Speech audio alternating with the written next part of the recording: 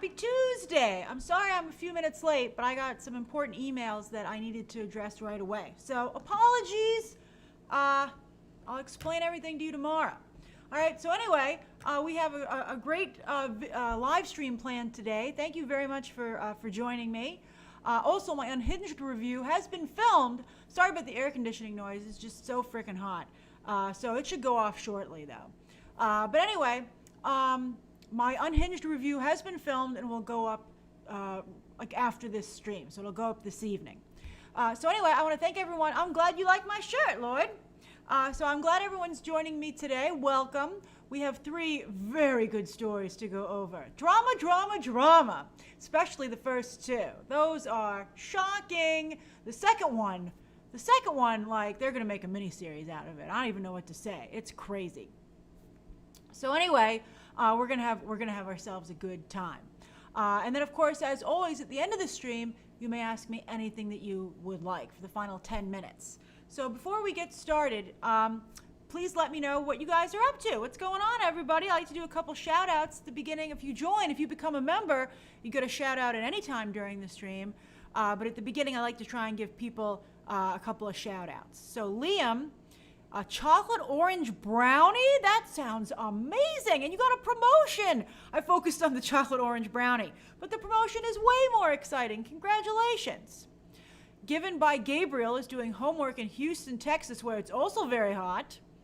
A. Smalls is enjoying beautiful weather in the city, while Joey, what's Joey doing? Joey's drinking white wine and getting ready for bed in Berlin. Oh, what a picture you paint. Alexander Valentine's having a smoothie. Hey, Derek. Chico's having a popsicle in the hot weather. That sounds lovely. Stu's looking forward to some tea on today's show. That's great. It's like such great tea. It's amazing. Especially if you like, Hollywood stuff. Isaiah is making spring rolls. You're making them. I'm impressed. Nina is watching Guardians of the Galaxy while trying to figure out what to have for dinner. My fish sticks will be tonight. I was working too late last night on the Ivan thing. Got back too late, so I had to make hot dogs for Unhinged. Jander is having ice cream in Rio. Colin says it's a lovely day in Portland.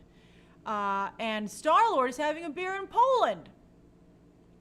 Braden's streaming from sunny Colorado doing some online college work. That's great. CJ Parker is on his last conference call of the day right here in Manhattan. Ryan is from Phoenix as well. I love it. Stephen loves drama. Very excited. And Brooklyn just working out on retouching photos. That's very cool.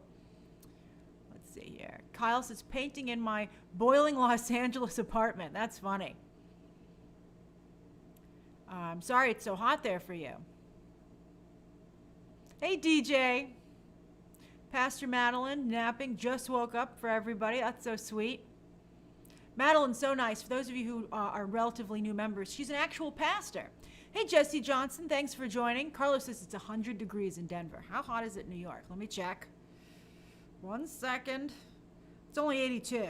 But my God, it feels like sometimes I feel like I'm under a magnifying glass. Oh, Green Venom's back. Green Venom wrote me a very nice DM on Twitter. Oh, no, he tweeted me. You guys were so nice to him. Like Dylan Buckley, right? He wrote me a really nice tweet because he has a different, it's easier if your name in YouTube is the same as your Twitter name. But he was like, oh, this is me, and I'm so happy to join the BTT community. And you guys sent him the cutest gifts. It was just adorable. Let's see here. Dallas says it's a cool 93 degrees where he is. That's funny. Let's see. I'll do like a couple more, and then we'll get started. Felipe is finishing up a workout. Tyler just made it. Hey, Tyler. We're not quite at boop time yet, Alexander, but I appreciate you trying to get ahead of it. Let's see here. Lisa says it's very nice in Madison, Wisconsin. That's excellent. Oh, B. Garcia says it's just 75 degrees in Chicago. That's pretty nice. That's downright chilly this time of year. Anthony Huntington says back to sunny New England. Oh, I hope you enjoyed your time off. What's going on with Armando? Oh, you're seeing your doctor. Oh, I hope you feel better too. Happy to keep you company in the waiting room. Or if you're in the middle of your appointment. Hey, Doc. Let's see here. Douglas said, I just finished shaving for the beach this week. Your entire body, Douglas? Some people shave their whole body to go swimming. Geeky Gator says, getting ready to go back to campus. Yes, please be careful if you're going back to any kind of school or work. Make sure you wear your mask. Be really, really careful, okay? There are 2 AJs. Hey, Michael Hartshorn, thanks for joining. Where's the other AJ? I see AJ, just regular AJ. And is there an AJ? We'll have to do like letters after your names like school. AJ Jones, that's right. There can be 2 AJs. Welcome. All right, so let's get started. And of course, at the end of the stream, you may ask me anything that you would like. All right, so story number 1. It's boop time, baby. Boop. All right, so there are Carrie-Anne Moss and Keanu Reeves filming The Matrix 4. Now, of course, they were filming it before the pandemic, and they had to take a 5-month break, and they've just started again in Berlin. And Keanu Reeves had just a lovely, lovely description for what was going on. He said he's so happy to be working. He was very humble, as is Keanu's way. But he also said, I love Hollywood folks. We're scrappy. We get stuff done. We figured out a way to film this safely, and we're so happy to be back making the movie. And this is great news for John Wick 4 and 5, which of course are coming up next. And so they need Keanu to finish with Matrix 4 so he can get on to making those other movies. And I was so happy that Carrie-Anne Moss was in this film because I've been very upset about what happened to Kelly McGillis, who's been going around telling everybody who will listen, and that's quite a number of people, that she really should have been in Top Gun Maverick. And she wishes she was in Top Gun Maverick. She's available, and they just didn't want to talk to her. And she suspects it's because she no longer looks like the Hollywood movie star she once did. And I think that's pretty horrible, especially since Val Kilmer's coming back. Now, Val Kilmer is legitimately very sick, which is why he is in the physical shape that he's in. But if Val Kilmer can come back, I mean, if you have an actor out there from your original movie walking around saying, I'd like to be back, but they didn't invite me, it's bad. It's so bad that I feel they should have picked up Kelly McGillis and put her in something, just some kind of cameo. I think it's a real mistake. And I think what it says about women in Hollywood is just horrible. That that not only Tom Cruise can come back, but Val Kilmer can come back, even though he's not in peak physical condition, is okay, but Kelly McGillis can't. And you're like, that's so bad. And now you have a very bad situation for actors of color because Laurence Fishburne's going around telling people that he's not been invited back for Matrix 4. And it's not a good headline. And he's particularly motivated. This is how he really twists the knife in there. He said, I have to tell you, Morpheus is the most famous role of my career. It's probably what I'll be remembered for. And you're like, oh my God, invite the man back. Now, I tweeted about this, and one of you said, hey, Grace, Morpheus was killed off after the original trilogy, like in the continuing mythology, the continuing canon of the story. Now, Morpheus is in the movie, but it's young Morpheus. It's Yahya Abdul-Mateen II, who I love. I think he's a fantastic actor. He's Black Manta. He was Dr. Manhattan. He's a great guy. And I feel bad for him. He's probably like, why are you making me be the person who replaced Laurence Fishburne? This is so bad for me. I don't want to have that. I don't want to be that guy. So if I were Yahya Abdul-Mateen, I'd be like, please bring Laurence Fishburne back. So anyway, he's playing young Morpheus, and the whole purpose of the movie is to save him. So I feel that Matrix is a fictional world, even within the world of the movie. It's created with computers, and they can do doubles. I mean, Agent Smith was able to make a gabillion of himself. They can't have a context where they come up with older Morpheus to return in some way? I just think that's, like, really bad. I feel like, I don't know, it's difficult. I think that we all want to see the Matrix come back, and we love who's there, but I just feel really guilty that Laurence Fishburne isn't allowed to be in the party, and he's not okay with it. I mean, he's not mean about it. He's not like, I wish I was there, they're really horrible. He's like, it is what it is. He didn't say it is what it is, like Michelle Obama, but he pretty much did. I just feel it's really bad. How do you guys feel? Does it matter to you?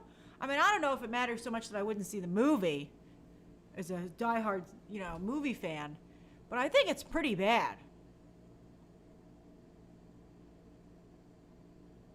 Nina thinks he should be in it. Would anyone here not see it because of him?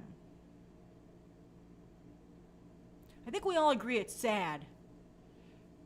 A lot of you are LOLing that you don't care. Oh, Hollywood's a tough business.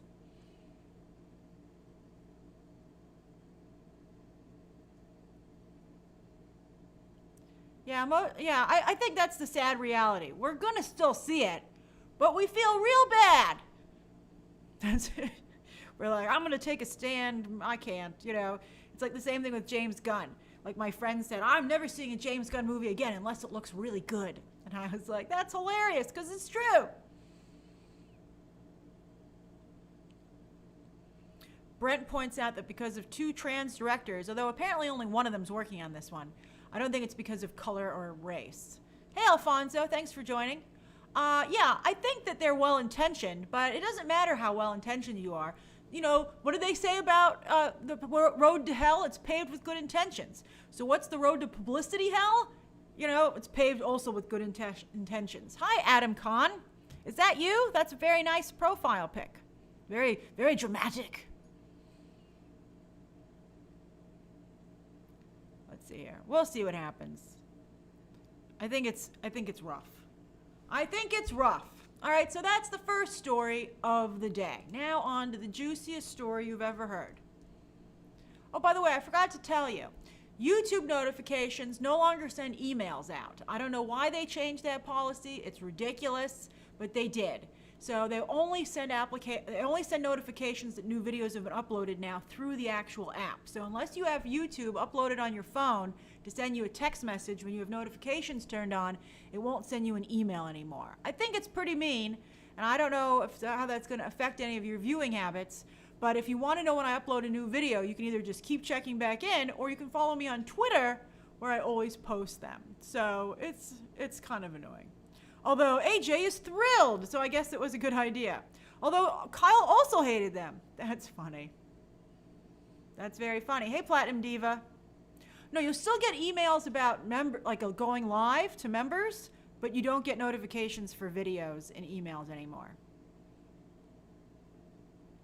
Did you get an email here's the thing, did you get an email that the one and only Ivan uploaded? That is the email that I'm talking about. All right, so let's get to this story. It's amazing. Hey, Matt Go. Thank you. I'm glad you like my shirt as well. I always love breaking it. This isn't a new shirt, but I don't wear it that often. Okay. When I see it on the hanger, I'm like, would that look good? Would it? I don't know. But your compliments on it make me feel better about it. All right. So the second story of the day. Boop. Boop. Oh, my God. All right. So do you recognize the woman on the top right?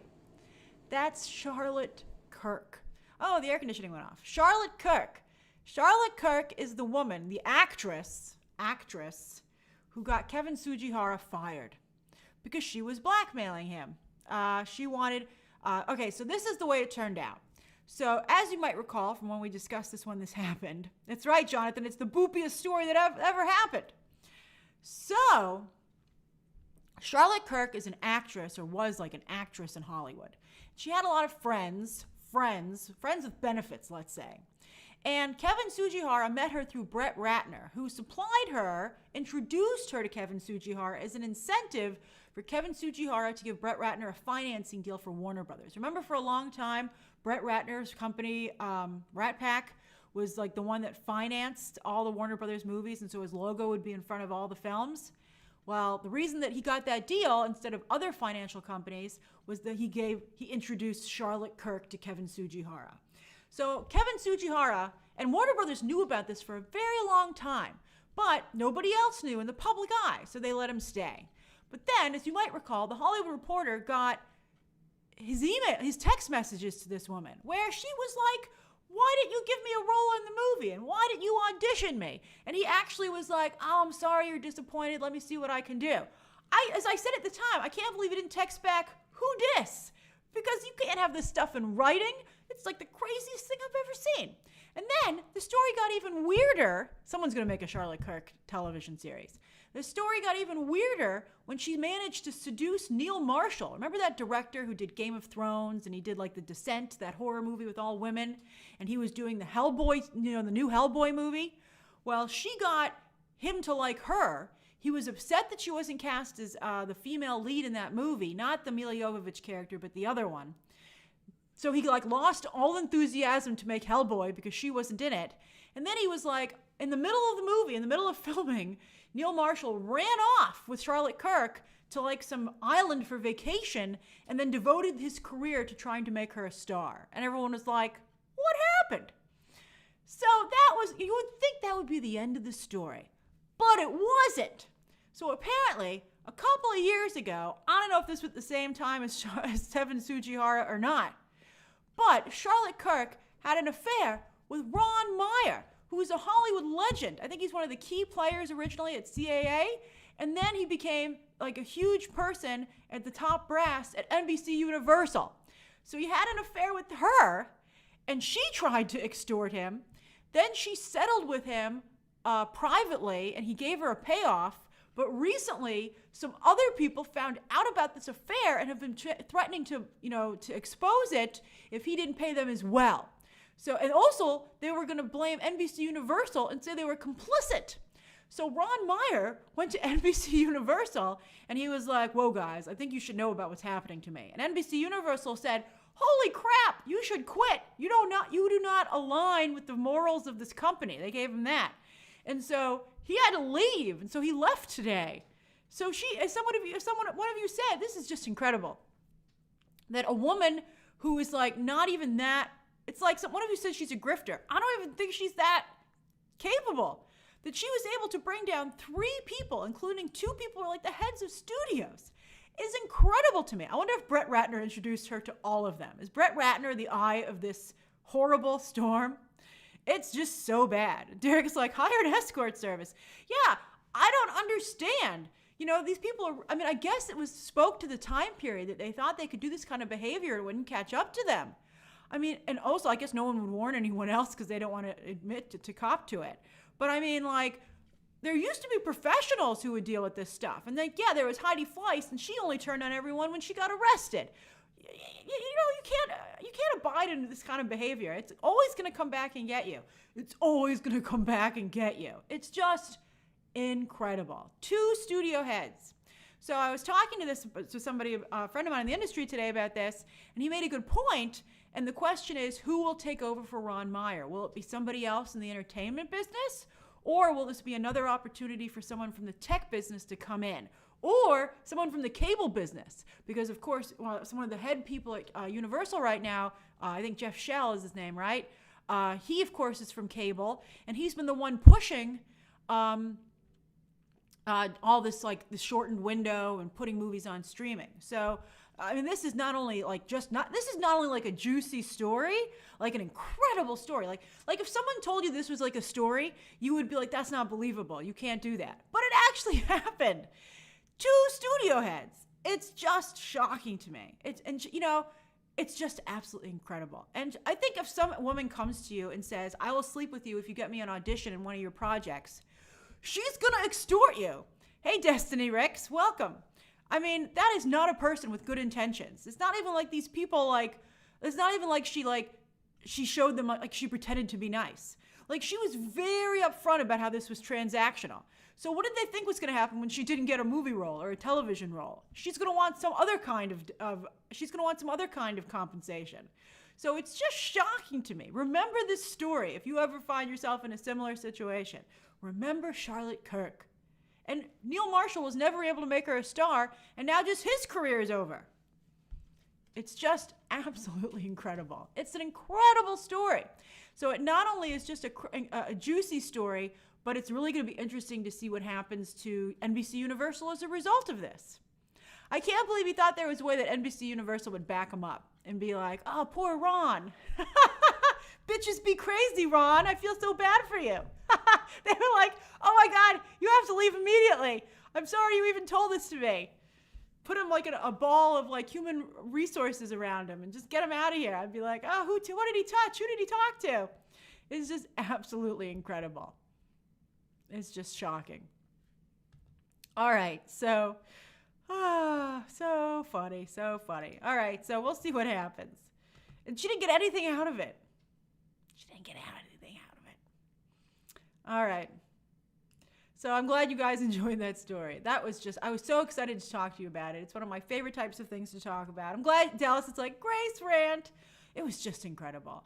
I mean, Dancing Dog says men think, hey, Storm King, men think with, different parts of their body. I mean, that's like just shockingly stupid. That's like, how did you not know that was going to come back and get you? I mean, it's just incredible. And it's so embarrassing. I'm sure also Kevin Tsujihara is like, now no one was going to forget what happened to him anyway. But they're really not going to forget it now. It's so bad. I mean, she's no one could even say, oh, I was in love. I mean, she's just clearly a gold digger. It's just insane to me. Yes, I do love, this is like a trashy reality show, Daniel. That's right. It doesn't help Hollywood either, by the way. I get upset when people are like, oh, Hollywood's like so bad and full of like inappropriate people. I'm like, no, it's not. There are a lot of really great people working in Hollywood. But you see stories like this and you're like, you guys are killing me. You're making it look like that's true. Although, didn't McDonald's just have to fire their head? Yeah, McDonald's just had to fire their head of their company because he was having affairs with people at the office. And they're suing him, in fact, for that. So, wow. Lloyd says, where's Tsujihara now? Retired. He's retired.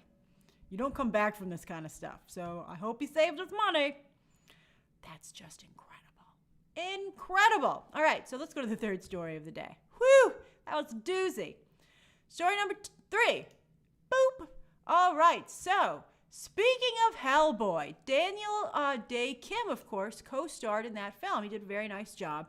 And he's also been on, what was it? What was he on? He was like on, what was Daniel Day Kim on? He was on Hawaii Five-0, right? The new Hawaii Five-0, I believe. And he actually quit that show, as I recall, talk about drama, because he didn't feel that he was getting good enough storylines or enough pay. He and the other Asian actress on the show, they were very upset about the way they were treated. Yeah, Hawaii Five-0 is quite the scandal. He was also on Lost, that's right. So Daniel Day Kim is, I guess he's the bigger star of this project. But me, I'm like, Randall Park. I love Randall Park. I'm a very, very big Randall Park fan. He was so good in that movie that he recently made. Hey, LJ Brown, what was the name of the movie that he just made? I forgot about it. Always Be My Maybe. Fabulous movie. He was so great. I think Randall Park is fantastic. He's in the upcoming WandaVision. Finally, he gets a little more MCU work. He's just a really fantastic actor. And I think a legit leading man. So apparently he and Daniel Day Kim are pals. And they're like, we want to make a movie together. What should we do? And they're like, you know what? We both love heist movies. Let's make, no Henry Golding. That's true. No, Daniel Day Kim's like, no, I'm the Henry Golding of this duo. So they're like, oh yeah, he's also on Aquaman. You're right, Randall Park. So anyway, they're like, we both love heist movies. Let's make a heist movie.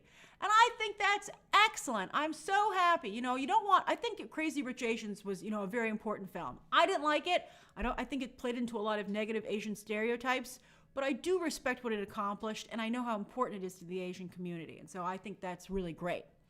But this is even better because this is just a movie where the two leads happen to be Asian. I mean, they said they're going to celebrate and talk about Asian culture a little bit, I guess because, they're two friends who are Asian. But it's not just a movie about, hey, look at these Asians doing something. I think that's fantastic. I'm so happy about it. I'm like, where can I see this? And you can see it on Amazon. I don't know, they're not big enough stars, I think, for a theatrical release, unfortunately. I wish, quite frankly, it was a Netflix movie, but Amazon's getting a lot of traction, so I hope people watch it.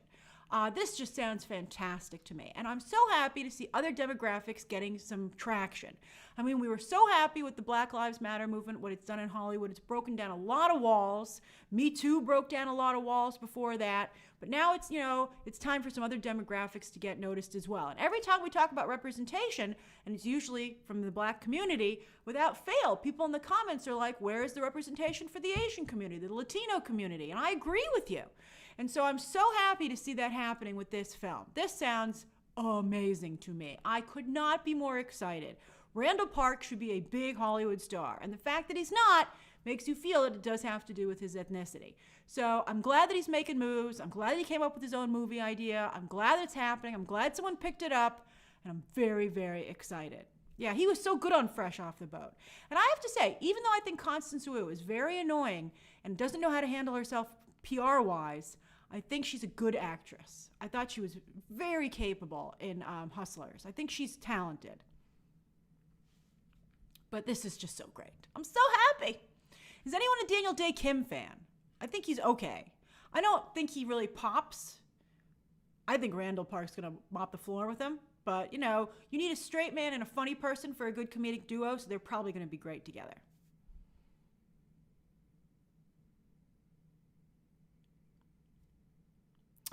Reddy says, do you think Pose did a good job with representation? You know, I think it did. It gave the world Billy Porter, right? Billy Porter was already working, but not at a global level. Now he's a household name. But I really feel that the important thing when it comes to representation is that it needs to be mainstream, because it needs to be something that everybody watches. And I think that while Pose meant a lot to the community, its community, I don't think Pose had a crossover appeal. That's why I'm excited for Billy Porter to be the fairy god person in the upcoming Cinderella movie. So I think that's what you need to accomplish. I think that's one of the reasons I had a problem with Birds of Prey. Birds of Prey was preaching to the choir. People who it was made for loved it, and that's great. But I think that it created a problem, and that Hollywood felt, oh, the mainstream audiences aren't willing to pay to see those type of characters. And they are. People will pay to see anything if you package it correctly. Anyone can be a star if you're really careful about it. And that's why I was upset with Birds of Prey, because I don't think that it did the work that it needed to do. I mean, I think it's the responsibility of the filmmakers to make sure these new characters are packaged in a way that makes them palatable to the mainstream so they can break through, and then you get to the next level. And I know that some people are like, why do I have to conform? Why do I have to, hey Javier, why do I have to conform? Why can't I be me? You got to play the game. I made a comment that was really struck me. I take my own advice, by the way. I was really, really impressed with this actor who was trying to break through. And I said at the time, I was doing an opening, and I said, oh, that actor should just do his thing. I said hi to Javier, right? Hey, Javier. I was like, that actor should do his thing. He should, and then I was like, but it's harder to change things from the outside. He's got to get inside first, and then he can make changes. And I think that's totally true. I think you got to be in the inside group. So I feel very strongly about this. Mad Kid says it's show business. You can be yourself for free. That's pretty funny, Mad Kid. I've never heard that before. You actually came up with a new saying. I think that's funny. All right, so Lynette, I'm so glad that you made it today. That's wonderful. All right, so let me tell you, there's no title or release date just yet, Dallas, but I'm definitely going to watch it. I'm so excited. So excited.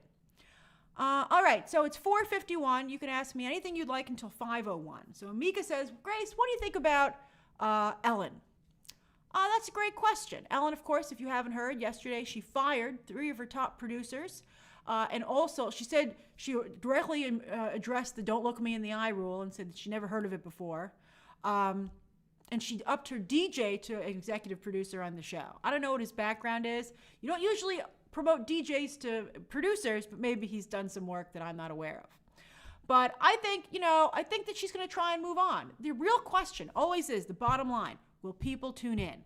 If people don't tune in, then she's got a problem. So I think that she's done enough to appease Warner Brothers, and there are going to be some people who complain and are like, I'm upset about the way this turned out, and I still don't think enough has been done.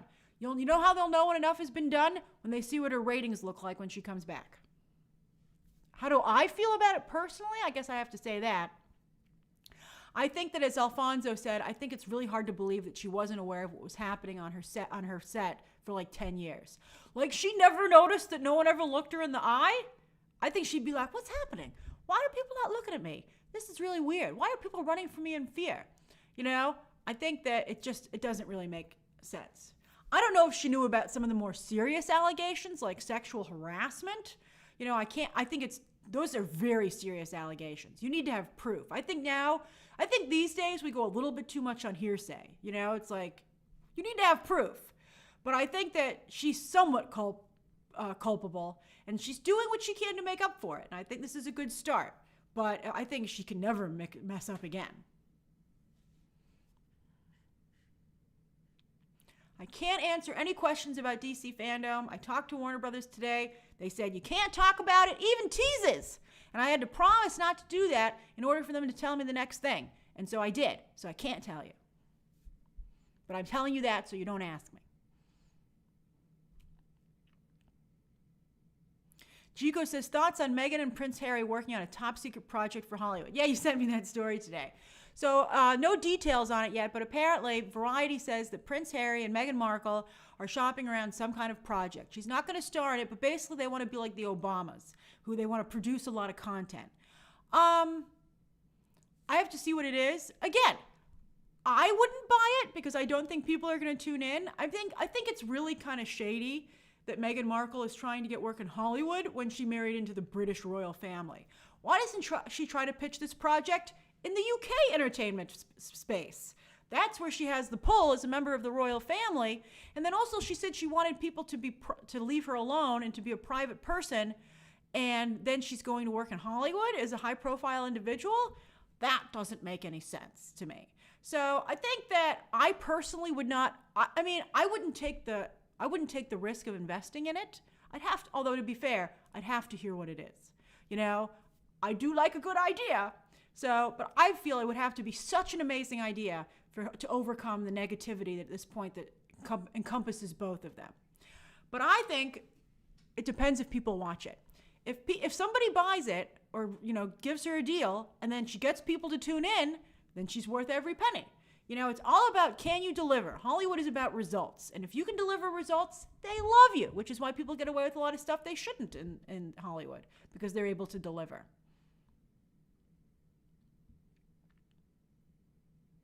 Roman, life in Hollywood can't be more private than Hollywood. That's why it's so ridiculous that she's doing this.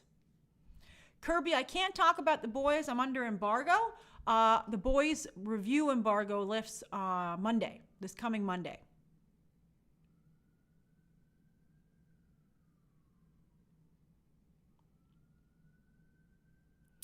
Joey says, what are your thoughts on The Boys trending globally after the Jensen announcement? It was #1 in Germany for hours. That's awesome. I think it's great. I think it's a really good idea. I'll be curious to see what kind of, we'll talk about it more when I drop my review. But I'm very curious to see how this works for them. Portis 2, I do not have a screening yet for New Mutants. Oh, let's see here. Oh, Martian, I'm so glad that you enjoyed my Boys interviews. Kyle, I'm very curious to see how everybody reacts to the second episode of Lovecraft Country. This is going to be the moment of truth. I'm very, very, very curious to be on Twitter on Sunday evening. And I'll have finally come down from my DC fandom coverage. It's going to be nuts. Jeremiah says, can we have a Mulan watch-along before September 4th? How can it be before September 4th? It drops on September 4th. You won't be able to watch it if it's not. Or do you mean like the original Mulan? I'm afraid things are just too hectic with all the stuff that's coming out. I'm not going to be able to do another watch-along until the new Mulan. We're not even going to be able to do Bill and Ted because DC fandom's taking up my entire weekend.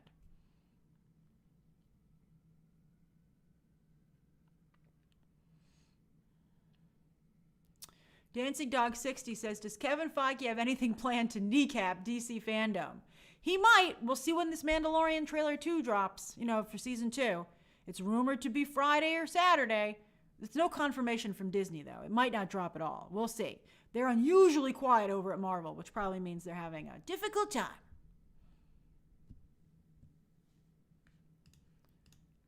If you, Alvarito, if you use too many emojis, it thinks you're spamming me. Although your pumpkin emojis are amazing. I haven't heard anything about Halloween Kills, I'm afraid.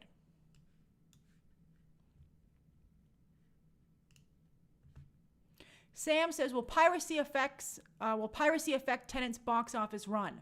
I think it could. There was an article about that, in fact, in one of the trades, that they're really nervous about piracy. New York and LA theaters aren't going to be open. I'll tell you that right now. We'll talk about that more on Movie Math on Monday. But we're not quite at the point where I can make a full standalone video just yet.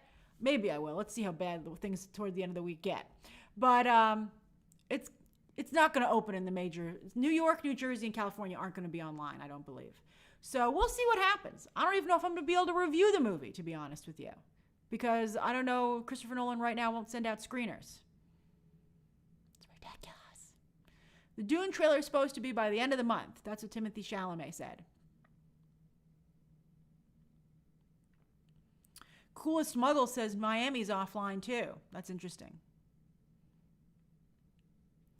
Stardust says, do you think Mask of the Phantasm is a masterpiece? It's great. I love that movie. Very, very good. That's the first Batman animated movie from the series that was released in theaters.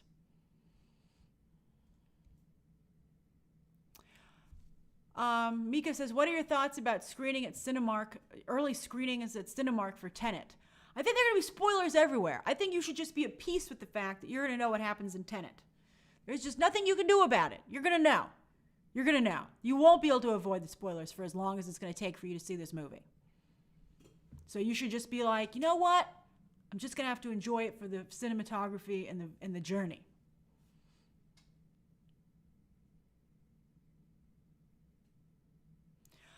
Angel Arc, it's only 15 cents for one day on Thursday, and no movies are playing that day that are new, so it won't hurt the box office.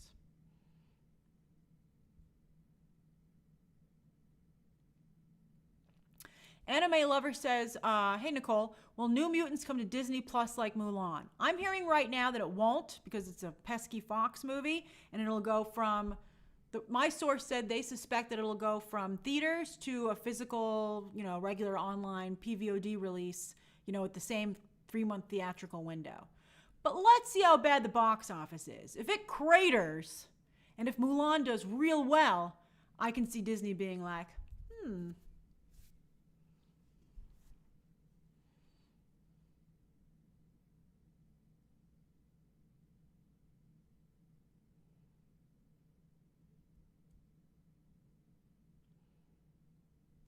Alex says, Grace, do you think Tenet is maybe DOA at this point? I don't know. It's really impossible to tell. This has never happened before. It's never happened. So I don't know what's going to happen. AJ says, do you think we'll get a new Wanda costume maybe? I think for sure you'll get a new Wanda costume. Definitely.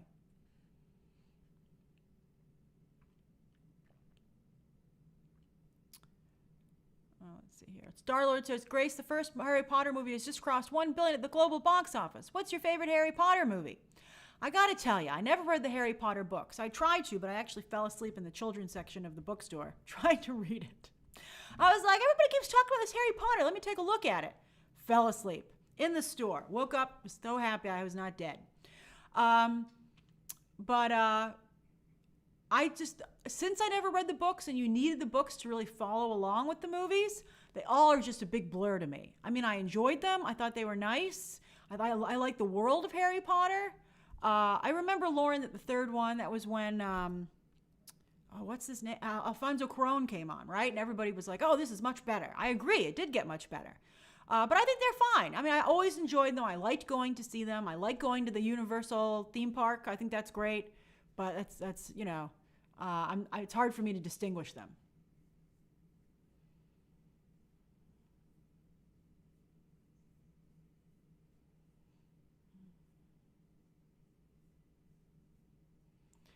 Misty Rand, that's the thought, that Marvel will show some trailers off at the NBA playoffs, which are Friday and Saturday.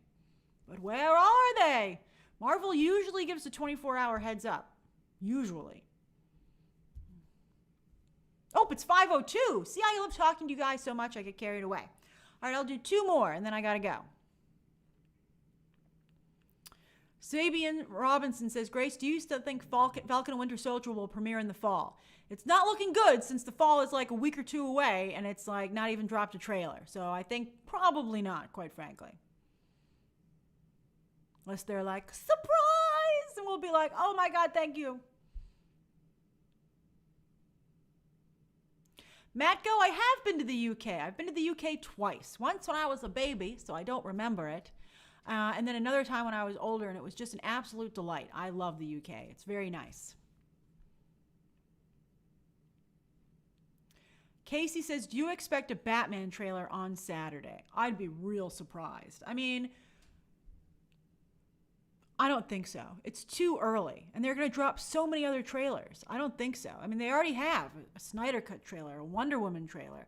I think a Suicide Squad trailer maybe. They're not going to, although, yeah, the Batman now comes out after the Suicide Squad. I think it's too early, but we might get some kind of visual. That would be cool. Maybe like some concept art.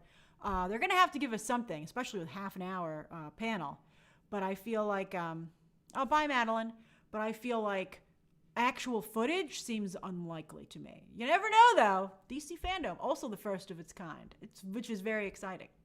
All right, everyone, it's 5:03. Have a lovely rest of your day. The Unhinged review will go up this evening, and we have some fun stuff for tomorrow. Okay, bye, everybody. Bye. Bye-bye.